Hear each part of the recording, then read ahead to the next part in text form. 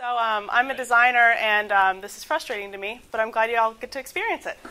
I'm Lauren Serota, design researcher at Lexington, and I'm going to talk about the missing analogy between real life and social media. And I'm going to talk about a couple of different ways that I think that we could kind of fill this gap and make experiences more rich and wonderful. That's really difficult to read, but it says heart social media. So it says that because I'm pretty sure that everybody in here is cool with social media. I think that's a fair statement. I like social media too. I think it's really neat. But I'm not going to talk about how I think it's neat. I'm going to talk about how I think that it can improve and how it actually needs to improve to adapt to the needs and experiences of consumers to make people's lives better and more productive. So I'm going to talk about three things today. I'm going to talk about the incorporation of time, the incorporation of place, and the incorporation of purpose, and how these three things can play into social media to make it a little bit more rich. So I'm totally thrown off because it was all weird.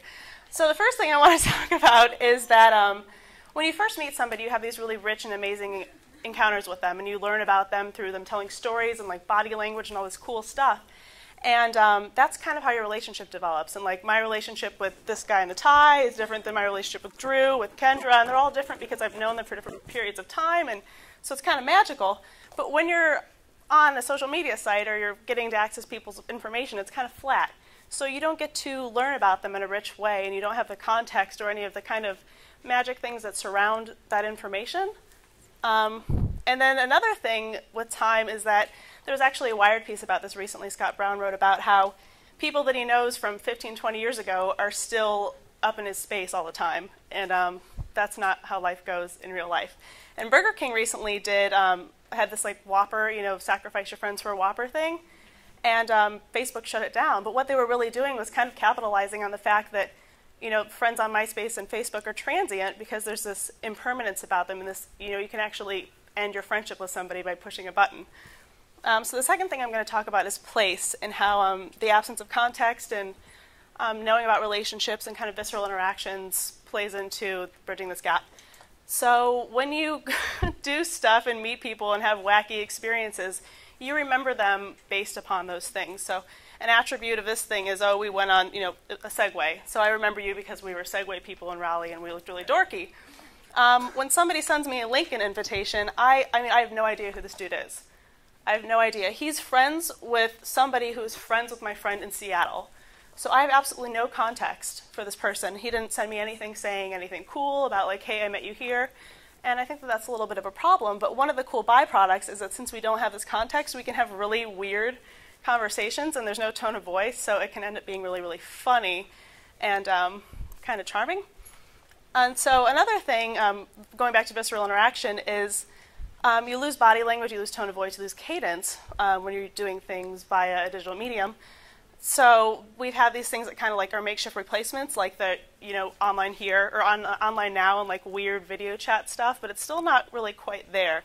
But I think that with like location-based services and all these GPS-enabled devices, we have this opportunity to really bridge that gap. But now we have to really take into consideration like the experiential gap between using a piece of technology and like being somewhere.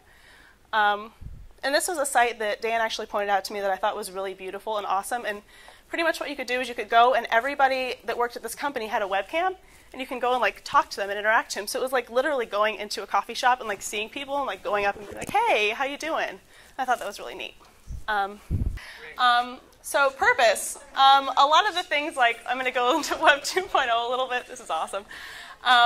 You can never really tell what people's intentions are when they friend you on Twitter or on Facebook, or they post an entry on Wikipedia. And so this guy, for example, made friends with me. I don't like football. I don't know who he is. I don't know who else he's following, and I don't know his intent. So it makes it really difficult for me to understand where he's coming from, and it makes me confused and a little afraid. And then this is my friend Michael, who is like a super introverted, really neat guy, but his MySpace profile is like super aggressive, and he has like his top friends are all these like really cool producers and stuff. And so it just goes to show that people are really very selective about the kind of information they put out there, and it's not the same way it is when you meet people in real life. And that's about it. Thanks, you guys, for putting up with all my weird stuff.